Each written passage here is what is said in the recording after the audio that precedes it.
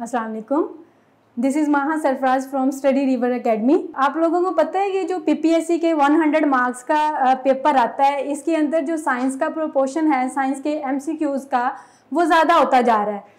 जिनका background science का होता है वो तो चले, उसको फिर भी क्वेश्चंस को आसानी से हल कर लेते हैं, लेकिन अगर जो जिनका बैकग्राउंड साइंस का नहीं है उनके लिए थोड़ा सा मुश्किल होता है इन क्वेश्चंस को हल करना।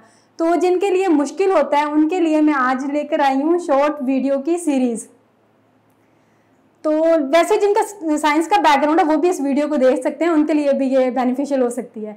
अच्छा, तो लेट्स स्टार्ट।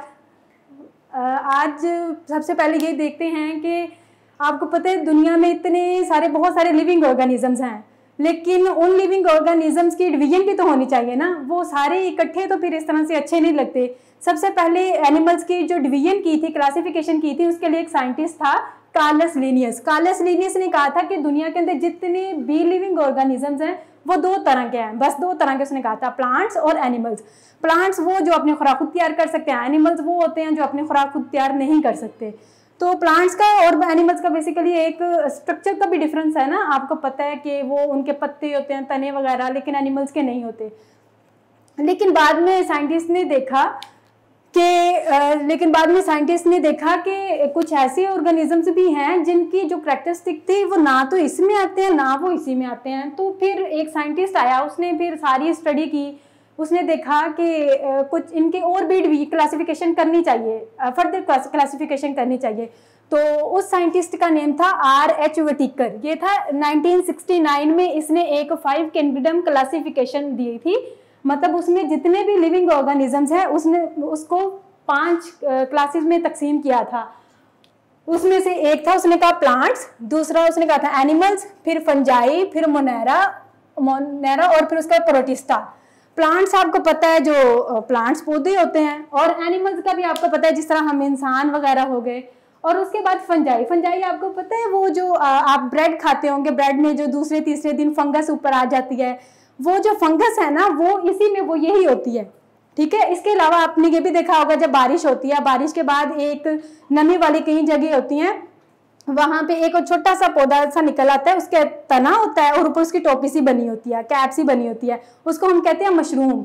वो मशरूम भी इधर ये इसी में आती है, इसी क्लास में आती है। फिर उसके बाद आता है मोनेरा। आपको पता है बैक्टीरिया क्या आपने कहीं सुनी होंगी कि इंसान में ये वाली बीमारी भी बैक्टीरिया में है, जानवरों में भी बहुत सारी बीमारियां बैक्टीरिया की वजह से आती हैं, तो वो इधर आता है। उसके बाद एक है प्रोटिस्टा में जो मेंबर्स होते हैं ना, जो उसके एनिमल जो उसके अंदर जो लिविंग ऑर्गेनिजम्स आते हैं उसको हम कहते हैं अमेबा वगैरह, मतलब अमेबा उसके अंदर आता है। उसके अलावा इसमें पैरामीशियम भी आता है। तो उसके अलावा फिर ये जो है ना प्लांट्स, एनिमल्स, फंजाई और प्रोटिस्टा, ये चारों जो हैं इन सबको हम कहते हैं यूकैरियोट्स। और जो उसमें से जो बैक्टीरिया ना उसको हम सिर्फ कहते हैं प्रोकैरियोट्स। तो अब मैं आपको छोटा सा वैसे ही यहाँ पे डिफरेंस बता देती हूँ, उसको बाद में हम अगली वीडियो में इसको क्लियर करेंगे वैसे यूकैरियोट्स और प्रोकैरियोट्स में क्या डिफरेंस है। लेकिन अभी मैं आपको थोड़ा सा बस बता देती हूँ।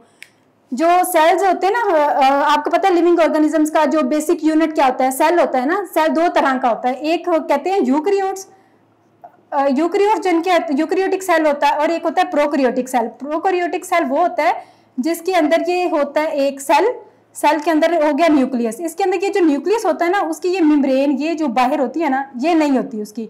मतलब इसका कि न्यूक्लियस के अंदर जितना भी मादा होता है ना वो सारा यहाँ पे बिखरा होता है ऐसे। ठीक है, ये हो गया प्रोकैरियोटिक। और यूकैरियोटिक जो होता है ना, उसके अंदर जो न्यूक्लियस होता है उसके दरमियान में ऐसे होता है, और सारा ही जो न्यूक्लियर उसका जो न्यूक्लिक एसिड वगैरह या जो भी इस तरह का मटीरियल होता है वो सारा इसके अंदर होता है, और इसके बाहर एक मेम्ब्रेन होती है, फिर बाहर मादा दूसरा सेल का आ जाता है। ठीक है, ये बाकी इसको हम डिटेल में बाद में करेंगे। और फिर उसके अलावा ये अब देखेंगे जो क्लासेस हैं, क्लासेस के अंदर हमने लिविंग ऑर्गेनिजम्स प्लेस कर दिए। ठीक है, लेकिन उसका कोई नाम भी तो होना चाहिए ना। नाम अगर हम नहीं किसी बंदे का रखेंगे, हमें कैसे पता चलेगा फलां किसका है या किस फैमिली से बिलोंग करता है। तो उस को हल करने के लिए एक साइंटिस्ट थे हमारे पास, यही कार्लस लिनियस ने क्या किया था, बाइनोमियल नोमेनक्लेचर दिया था। बाइनोमियल नोमेनक्लेचर आपको अक्सर पेपर में आता है, वो पूछते हैं binomial nomenclature was proposed by, तो वो कौन था, कार्लस लिनियस। वो ये भी एक दफा मैंने क्वेश्चन पढ़ा था, उसमें लिखा तो हुआ था कि कार्लस लिनियस जो है वो मतलब उसका किस कंट्री का है, वो स्वीडिश है, ठीक है। और फिर उसके बाद उसने बाइनोमियल नोमेनक्लेचर का जो कॉन्सेप्ट है, उसमें जो थ्योरी है, उसकी जो बुक है ना, मतलब वो थ्योरी ये भी वो पूछ सकता है ना किस बुक के अंदर है, वो जो बुक है वो उसे हम कहते हैं सिस्टमा नेचरिया, ठीक है। और बाइनोमियल नोमेनक्लेचर में क्या उसने कहा था, हर लिविंग ऑर्गेनिज्म का एक नाम जो है ना वो दो उसके हिस्से होंगे, ठीक है। आपको पता है जैसे इंसान को होमोसेपियंस कहते हैं, तो मतलब बस इतना सा हम रखते हैं, इस तरह आप कंफ्यूज हो जाएंगे। वो पेपर में जस्ट इतना पूछता है कि इंसान को क्या कहते हैं साइंटिफिक, उसका नेम क्या है, तो होमोसेपियंस होता है, ठीक है। इस तरह हम बाद में फर्दर और भी पढ़ते रहेंगे। Put your feedback in the comment box and see you in the next video.